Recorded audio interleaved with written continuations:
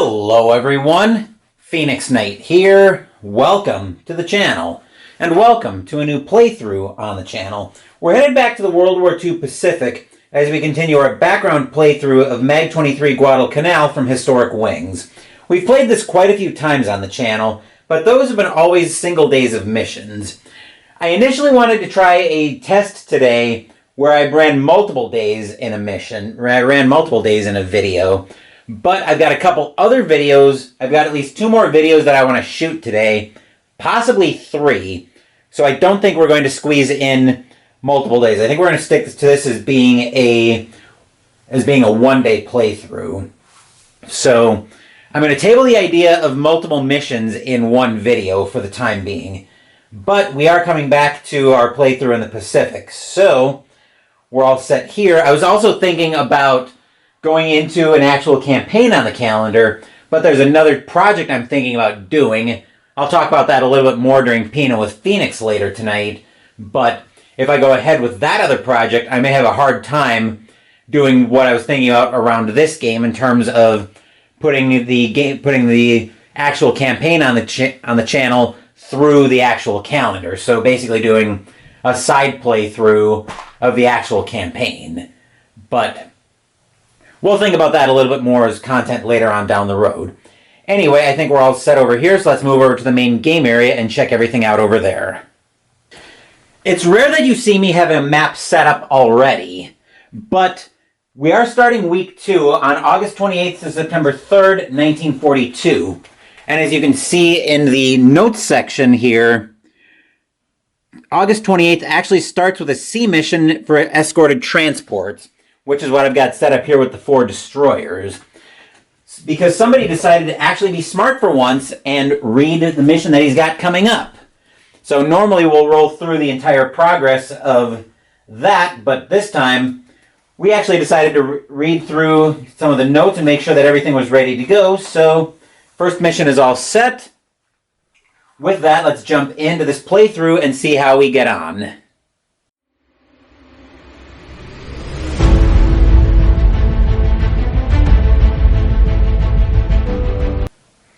As I mentioned, we are starting on August 28th, 1942. We've got our 4 destroyers all set, so we need to roll through setting everything else up for the mission. We aren't going to roll with a combat air patrol. I usually don't. And I had a suggestion on one of my last videos for this to actually show the charts that I'm rolling on. I normally don't do this because it's going to slow me down a little bit, but at the start of a week, it could be a good thing to orient yourselves with the charts. So first up, we're going to be rolling for the weather, which is going to have us rolling on this weather chart, which could cause problems with takeoffs, landings, and stuff like that. So let me find the dice cup. We'll put a D5 in, and we'll roll for the weather.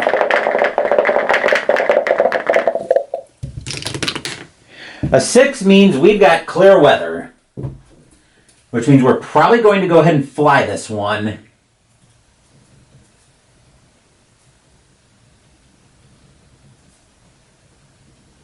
All right, I guess the idea behind knowing what mission we've got coming up is that we've gotten some intel or special reports. We've intercepted something to be like, okay, there's a task force waiting for us. So normally we'd roll for the mission type. Next, but because we know we've got these destroyers to start the day, we actually skip through that. We'll also skip through the Coast Watcher and Marine Scout reports, which would have us rolling on the appropriate Coast Watcher Marine Scout report for whichever mission type we get rolled at us from the Phase 2 table up here. So we're going to blow through the reports. We also blow through the radar plot, which you kind of saw in shot as well, because we know the mission we've got coming at us. We're also going to blow through the reported Japanese forces because we know what we've got coming at us. So now we're straight into assigning pilots and aircraft. And with destroyers coming at us, I primarily want aircraft that are going to be good at targeting the destroyers. So I don't want any Wildcats on this one. I primarily want Dauntless and probably Airacobras. So, with that in mind, now we're assigning pilots. So we'll actually get to see what... We've primarily been focused on the Wildcats in this one, so we're actually going to get to see what the Airacobras and the Dauntless aircraft can do. We'll probably assign a couple of pairs from each of them, and I believe on a sea mission, it's always... So let me get the sea operations handy. Thomas, you're probably going to watch this video, so one thing that I think might come in handy might be in the box set, potentially, maybe a second edition or something, maybe making like a second either making a second phase marker, like I use here to keep track of where we're at on the phases, or something like a special combat phase counter where you can use that. I'm either going to have to make another phase marker, or what I've been using for the time being is I've been using a hit marker just to help me track the phases on the sea combat operations. So that might be a little food for thought that you might want to talk to Blue Panther about doing, or something that you might be able to set up. Anyway, I'm getting very rambly on that front. We've got to come back to determining what pilots we're sending out. So, looking now at the pilots that I want to send out, we're going to send out some Dauntless. Let's see, we're going to send Tango up, and we're going to give him Viper on wing.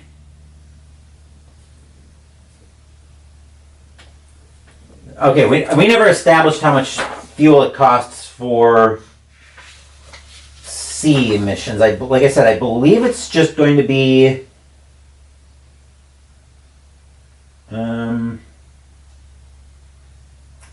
I believe it's just one barrel of fuel per plane on the sea missions. To an air mission. Okay, so that's still not answering the question. I think it's going to be one barrel of fuel per plane that we send up. So we're going to with Tango with Viper on wing. Let's go with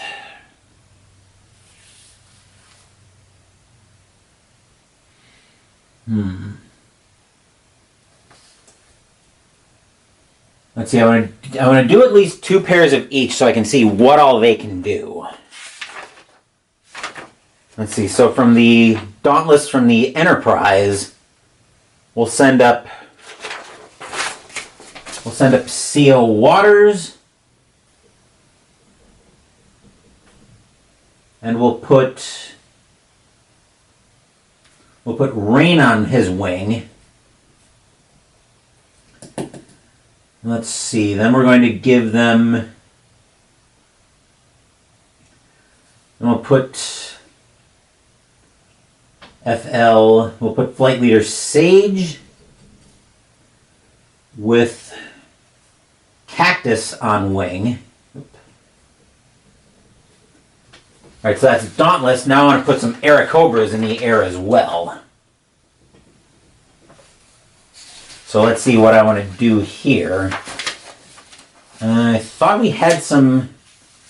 Oh yeah, Airacobras are right here in front. Duh, I can't read. Let's see, so we're going to put Bush with Lincoln on wing.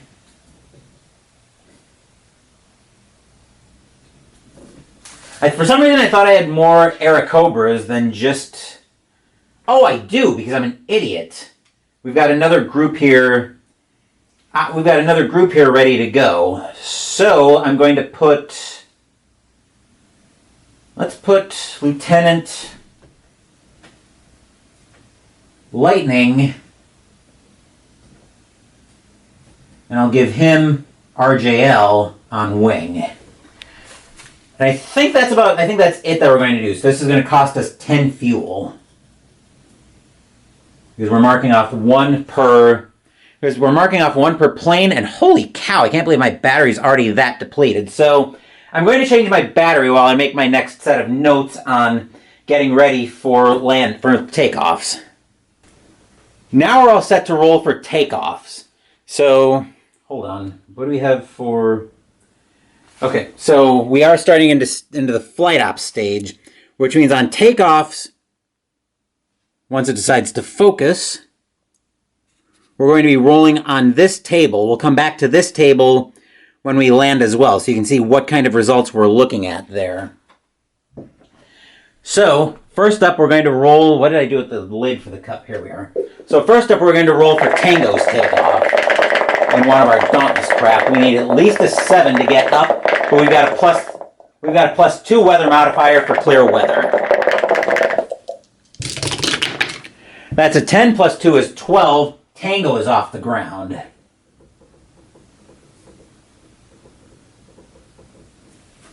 So Tango is in a Dauntless. Let's see if Viper is able to join him.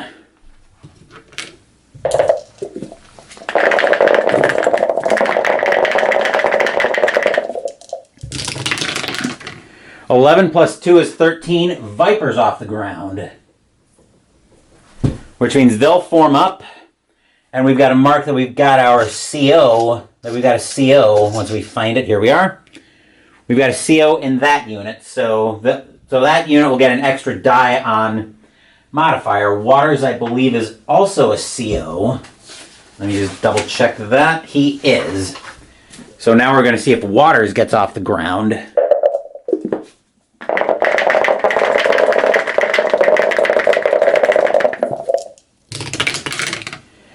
So 3 plus 2 is 5. He won't get off the ground, but he'll crash for insignificant damage.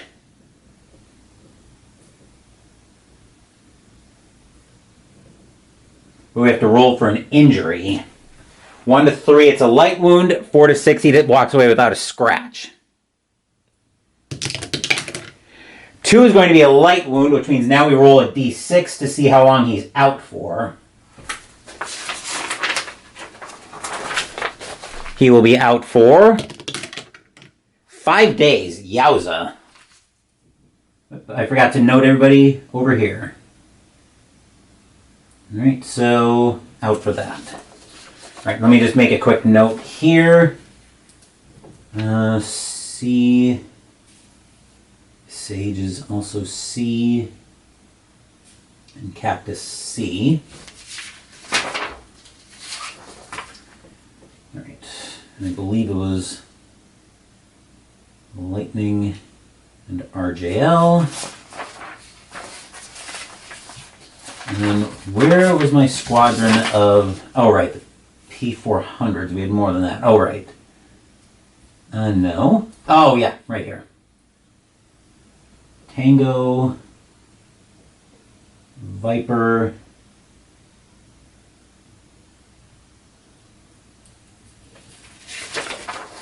and then Sage and Cactus. Okay. All right. So 1, 2, 3, 4, 5, 6, 7, 8. I thought I put 10. Oh, right. Bush and Lincoln. Right, I got confused because Bush actually ended up coming back out for us. Okay, we got all that sorted out. That was just me being a slight derp. So now we have to see if Rain gets off the ground.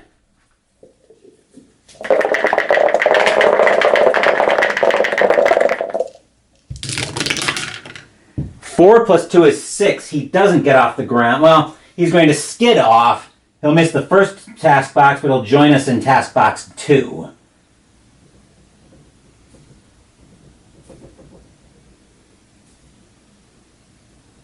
That could be worse.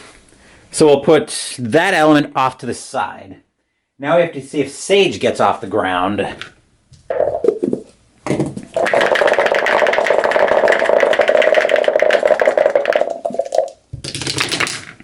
Nine plus 2 is 11. Sage gets off the ground.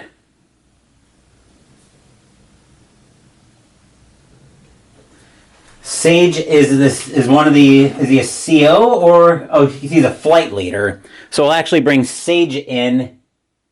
We've got to have a flight leader chit in here. There we go. Flight leader chit in there.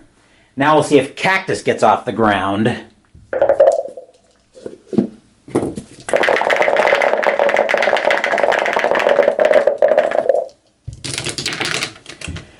Two plus 3 is 5. Cactus is going to crash out as well.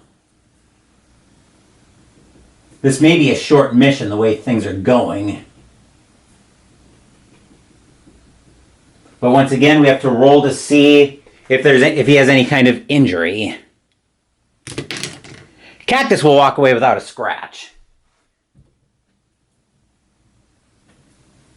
Now let's see if the Airacobras can get off the ground. First up, we'll have Bush trying to get off the ground.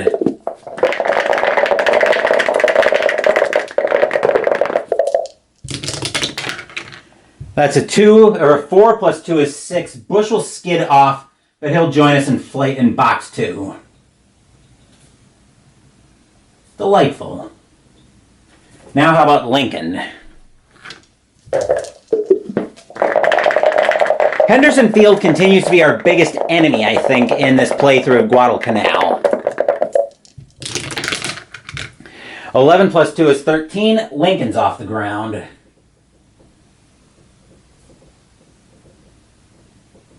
So we do need an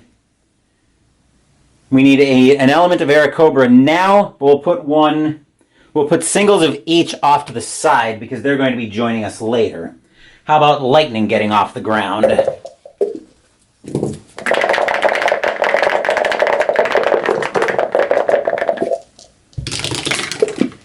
Eight plus 2 is 10. Lightning's off the ground. So they'll form up. We don't have any... Nope, no COs or flight leaders in there. So now let's see if RJL can get off the ground.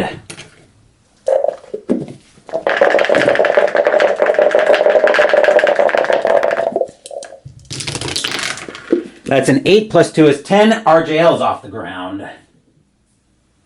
So now we're going to make a note of new elements. Because we're going to have to do some forming up here a little bit. So Tango and Viper are still going to form up.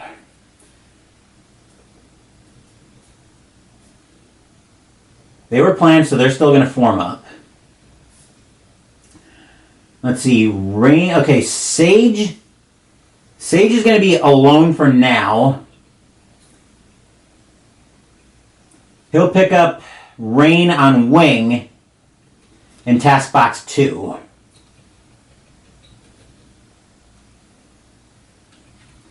Alright, I think that's all of the SBDs that... Let's see, 1, 2, skid off, good takeoff. Okay, so 2 of them crashed. Alright, so we're going to have...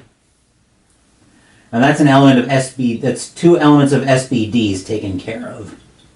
Then for our P400s, we're going to get all of them up eventually. We'll have Lincoln and Lightning form up.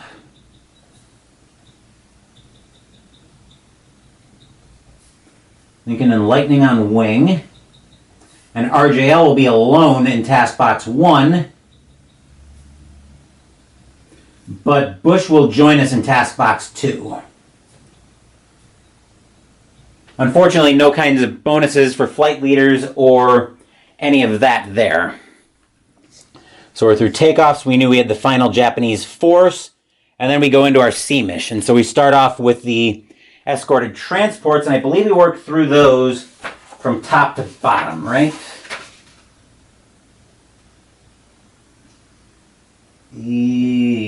Starting from left to right on each row, but that doesn't tell us within the box.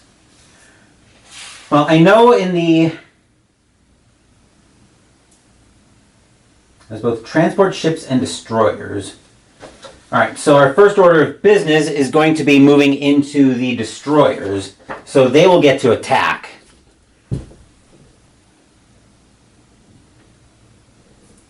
Which means we'll have to roll for shields here. Fortunately, they need 6s to hit, but they also are rolling 2d6 apiece.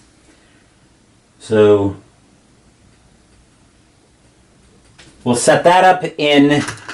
I'm just working on some notes, but I'm going to roll We'll roll a red and black dice for the Japanese attack. I've got all 4 destroyers in there.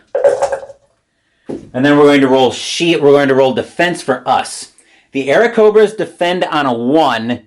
The Dauntless defend on a 1. The Airacobras defend on a 2.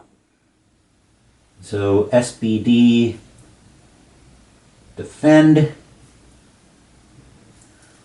We'll roll that with green dice, and we're actually going to get 4d6 on that, because we've got a CO in here, which gives us an extra die, and a flight leader. Actually, does the CO give us 1 extra die or 2? CO, I believe... COs get 2d6. So we're actually going to be rolling... We're rolling 1 for each element of Dauntless, plus another 2 for the CO and 1 for the flight leader, so a total of 5d6, which we'll roll in green. We're going to have a lot of dice in there. And then for the P400 defend, we'll roll that in orange dice, and they only get 2d6. All right. That's a lot of dice in here. Hopefully we'll be able to shake the cup up just fine. Okay.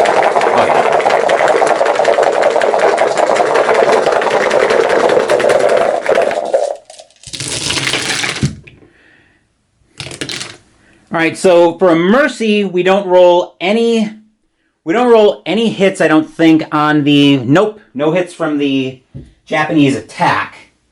So what all did they roll? I'm going to bring the notebook over here. Let's see, that looks like 2, 3, 4, 4, 5, 5, 5. So no hits there. Then the defend for the Dauntless, which we were rolling those in green. So we roll 2, 3, 5, 6, 6. Which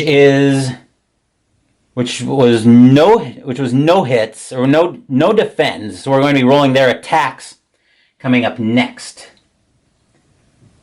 I suppose it probably doesn't matter. And then we roll a 3 and a 4 for the Airacobras. So they roll no defends either. But given that the Japanese didn't roll any hits, not necessarily a problem there. So now we're rolling for the attacks on one of the destroyers. Which one do we want to go for? Because I believe you roll the attacks separately. Let me just double check that, because this is the first time that we've had a C mission come up. So combat operations.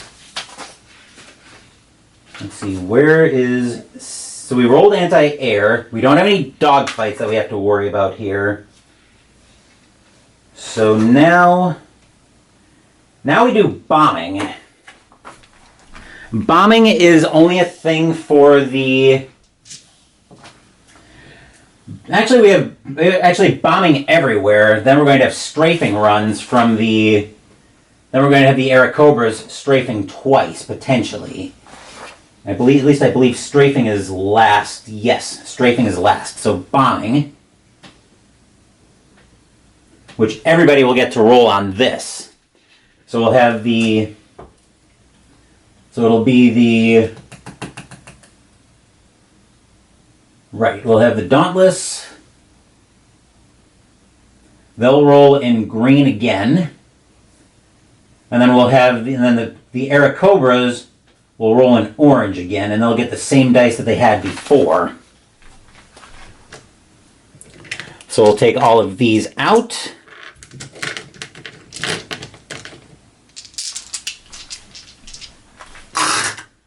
And then once again, we've got our 5d6 in green for the Dauntless, and the 2d6 in orange. So we're going on our bombing run, our first bombing run. The Dauntlesses will be breaking off after this bombing run. The Dauntless want a 3 to hit, right? Yes, they want a 3 to hit on bombing, and They score 3 victory points per hit. So we're going to we're going to send everything after. I think we're going to concentrate on one destroyer. I'd rather not try to spread our fire around here. So we're going to concentrate on this destroyer trying to take it out. So we want low rolls on this.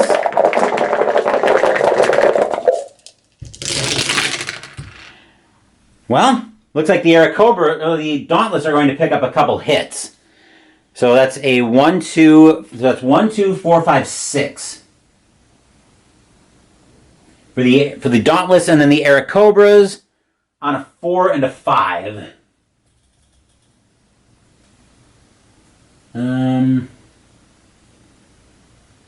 Okay, yep, so 4 and a 5 for the Airacobras, which means the Dauntlesses are going to pick up 2 hits.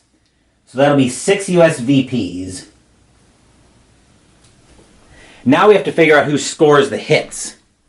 So we're going to do it as usual. 1, 2, or 3 for the CO, for the Tango element.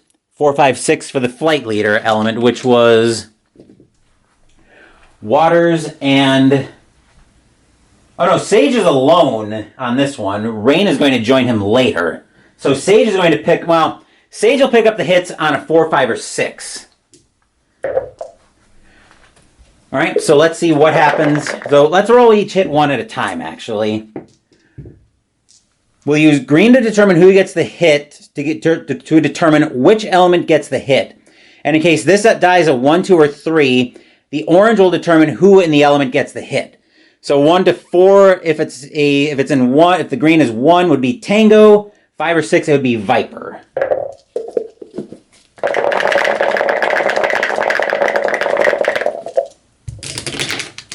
All right, so that's going into. So Tango's going to pick up 1 of the hits.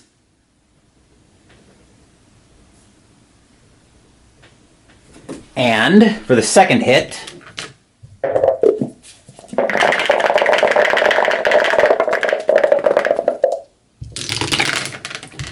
that hit will be going to Sage. So coming back here, Tango picks up a hit, and Sage will pick up a hit. Then we have to do strafing, which is only an option. For the P4 for the Airacobras. And they need a 2 to potentially hit. So the Dauntlesses are going to be breaking off after this, but the Airacobras will get their strafing roll. And they need 2s to hit. Which that's a 5 and a 3, so nothing doing there. Okay, so moving into the second task box, we would pick up Rain on Wing, but I think the SBDs are going to... Well, the 3 that dropped bombs are going to have to nope out here. And I don't want to leave Rain alone up there, so he's going to break off as well. Now I do pick up Bush on the Airacobras. The question is, do I want to try... So at this point, the Airacobras are already gone. We're moving into the second task box of the escorted transports. So we know that the Dauntlesses are gone, and Rain's going to break off with them because I'd rather not have him up there alone to get chewed up. But I've also got, well, actually I've got the P400s there as well. Could I leave Rain up there? That seems like a bad idea. I could potentially do another strafing run with the Airacobras, but the question still remains. They're going to be 8d6 trying to defend all of that, and I don't... So we've inflicted, 3 hits on the... No, we got 2 hits on this destroyer. So currently, that destroyer is on fire. But the question now becomes, do I want to try for it? And I think the answer right now Question is, do I want to make a second attack? And I think the answer, they defend on a 2. I think the answer here is no. I think we're going to break off. I think we're going to break off the mission here. Because, like I said, having 2 elements up against 4 destroyers rolling that many dice, and only having 2 d6s to roll ourselves, that seems like a very easy way to get my planes shot down. So, I think we're going to break off, and I'm going to take a small break to prepare for landings. Now let's start rolling for landings. First up, let's see if Tango gets down on the ground. We're still at a +2 weather mod because of the clear weather that we had. That's a 5 + 2 is 7. Tango is just barely on the ground.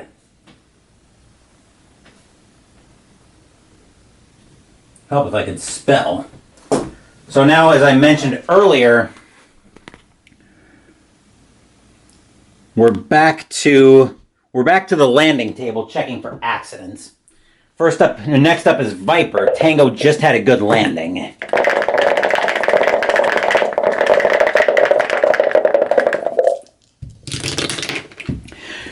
3 + 2 is 5, so crash, no damage, or crash, insignificant damage.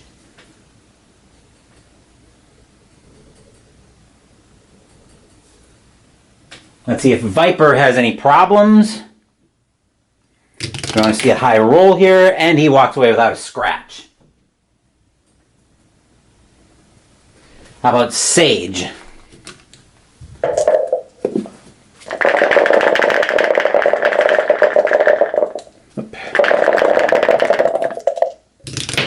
Get in the tower. 10 + 2 is 12. Sage is on the ground.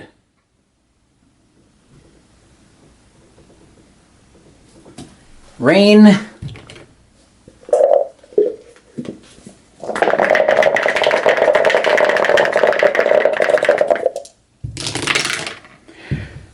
Two, 3 + 2 is 5. He will also crash.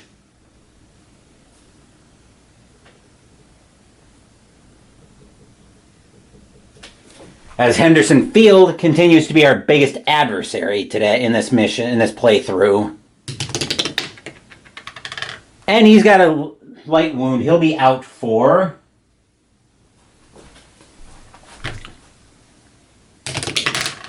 5 days as well. Delightful. Alright, so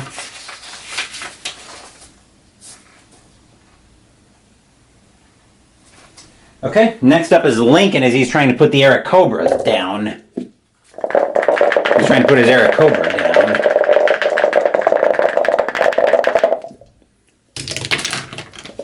10 + 2 is 12. He's on the ground.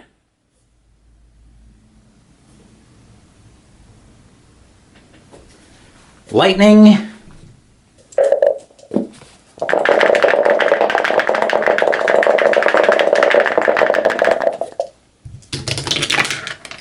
Five + 2 is 7. He's barely on the ground. RJL.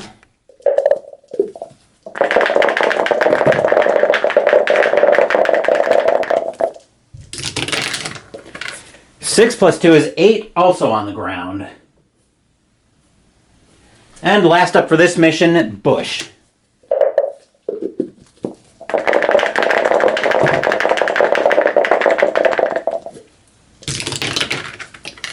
Six + 2 is 8, also on the ground.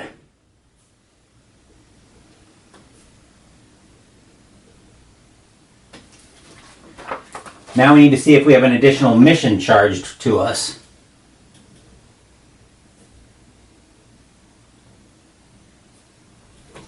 And for that, we're going to be rolling on this table, phase 11.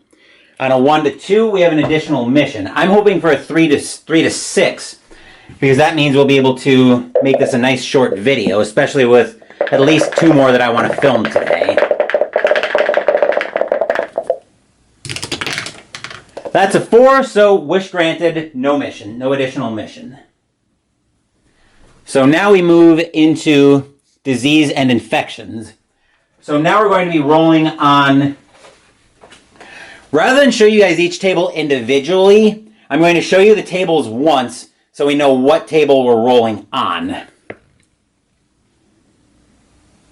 So these are the tables in question that we're going to be rolling on. So you can see here the numbers of the phases. So these are the tables that we will be rolling on. There's also a little bit of history in here that we might go back through week 1, but probably not, just because, again, the day is kind of busy and I want to keep things moving. So first up, we're going to have disease and infections.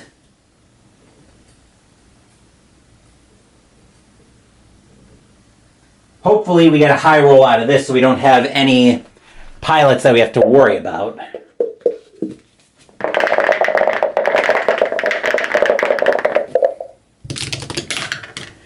We have, oh joy, we have dengue fever, which is going to infect 1d3 pilots. So the way we're going to roll D3 is we're going to roll D6. We'll do it this way. 1 to 2 is 1, 3 to 4 is 2, 5 to 6 is 3. So we divide by 2 and round up. So we have 1 pilot affected.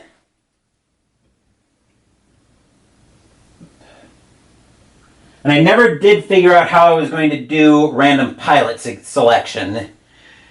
I think the way I was leaning toward doing it was I was going to do like a spreadsheet kind of setup, but let's see, we have, I gotta think how I want to do this though.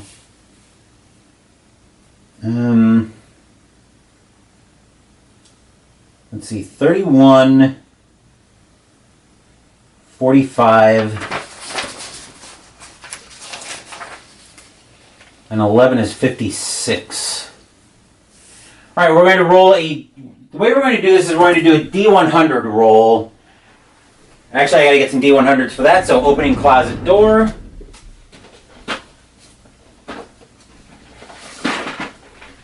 Rummaging in the dice tray.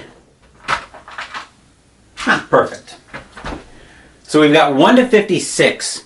I'm going to go ahead and grab my Pirates dice today, right now anyway, because we'll need them when we get into Game 2 of the NLCS later.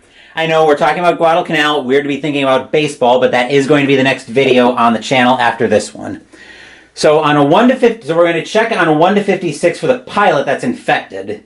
Actually, we'll put a blue die in there as well for the number of days they're going to be out. At least dengue fever, oh yikes, they're out for 1d6 plus 8? Yowza. Alright, well, we'll roll for the number of pilot, and depending on the roll, this will be how long they're out for. Let's see, that's pilot number 48, who's going to be out for 2 weeks. Let's see, so for the active pilots, we've got 1, 2, 3, 4 who are out, so 14, 15, 16, 17, 18, 19, 21, 2, 3, 4, 5, 6, 7, 8, 4, 5, 6, 7. Yikes. 48 is going to be Waters, who's going to be out for, 2 weeks. Ouch. So dengue fever is going to take him for quite a while.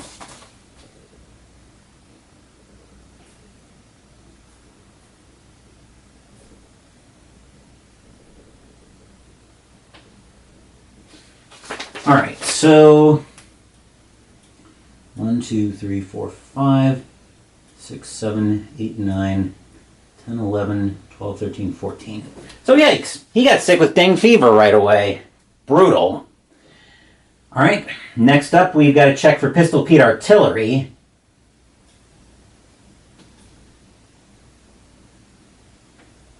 And if you played through week 1, you know the salvos are starting to get a little bit better at Henderson Field.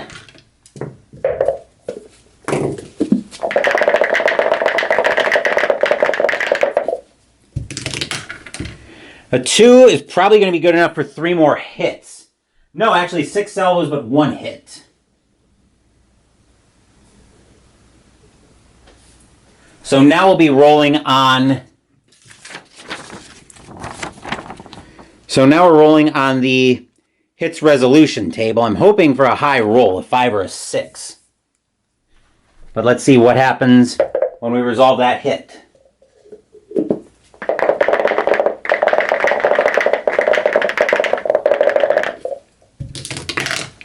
That's a 6, so insignificant damage.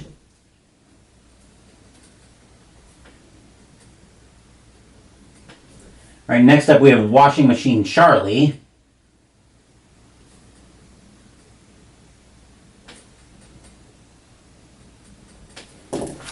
Which will be another D6. Once again, I'm hoping for a high roll here.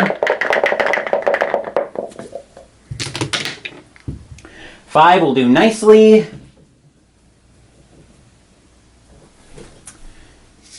Next for Night Infiltration.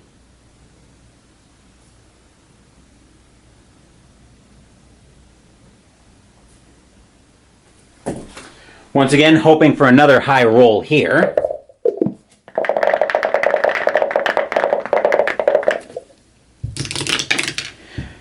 That is not what I was hoping for. We've got one hit. So now we're back to the hits table, which I showed off earlier. I'm not going to show that off again.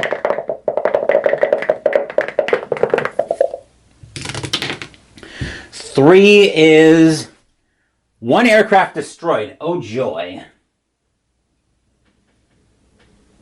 And we have only 3 types right now. So on a 1 to 2, we'll lose a Wildcat.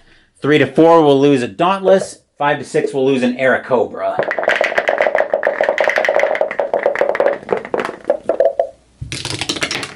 That's a 5, so we lose an Airacobra. And the Japanese will pick up...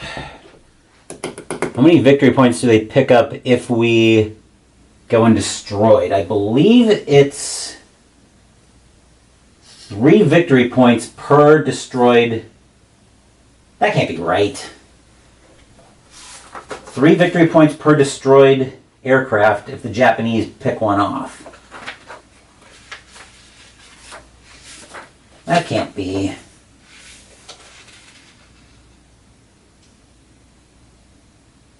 I think it's only 1. I'm sure Thomas or somebody will correct me in the comments about that. So we did get a hit on Night Infiltration. How about Louis the Louse and Naval Bombardment?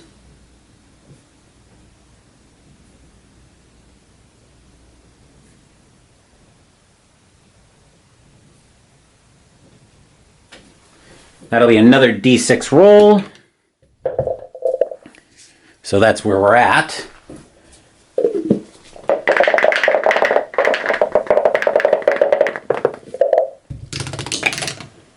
That's a 6, so no flares drop, thankfully.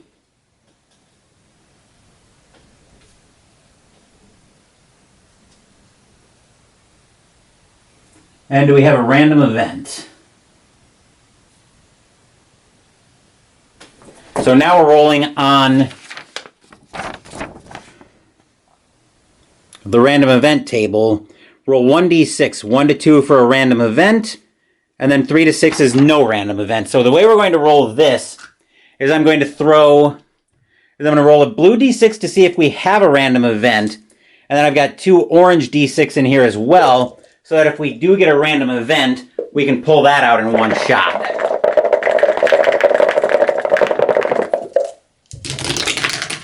One says we do have a random event, and 5 is a lucky break. So we get, so just to bring the table back up so you can see what happened. 1 did give us a random event, and then the 2d6 was a 5, which gives us a lucky break. Reroll any single future die roll of your choice. This is retained until used, one-time use, and you may have more than 1 of these. So that's very welcome. Lucky break is a future reroll. Okay. And then we also have to roll for MIA pilots, because on our last mission, we actually had one of our pilots end up going MIA. We had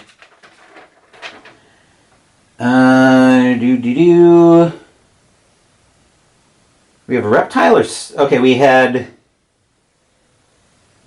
One of them got captured. Right, Sting got captured, so we have to roll for Reptile's MIA. Reptile's MIA status. So we'll be rolling on...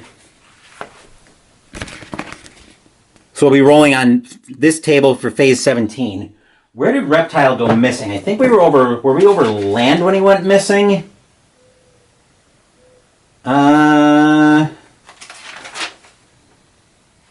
That was an air mission, so I don't think we were over land when he went missing. So we have a straight roll here, a 1d6.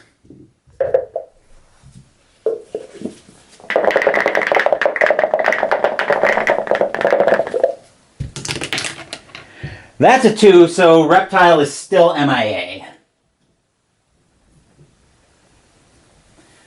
That's not great, but what is better is we have 6 US VP versus 1 Japanese VP, which means we pick up a win on the day to start week 2, which is a great way to start week 2, but that will do it for this video of MAG-23 Guadalcanal. Still really enjoying the narrative, watching the narrative unfold here, and we actually got to take the Airacobras and the Dauntless out on a mission today. So, still really enjoying watching this story unfold. I expect we'll be stepping into and out of this playthrough as as we continue to add new stuff to the channel. But I'm starting to ramble, so let's go ahead and wrap this video up. Still busy coming up on the channel. Later this afternoon, we're going to have Game 2 in the 1991 playoffs and payoff pitch baseball of the NLCS between the Los Angeles Dodgers and the Pittsburgh Pirates. Ramon Martinez will be starting for the Dodgers, and Zane Smith will be on the hill for the Pirates. Then later tonight, we're going to have Pino with Phoenix for June 2024. Tomorrow, Game 3 of the ALCS will be between the Oakland Athletics and the Kansas City Royals, as that series shifts to Kansas City. Oakland holds a 2-0 lead over the Royals in that series, and I'm just going to see if I can get to the starting rotations.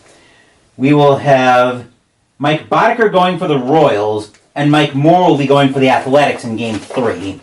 Wednesday, we're starting Space Months with Star Realms, and Saturday will be in a new cookbook for Mystical Munchies, but I'll have more on that during Pino with Phoenix.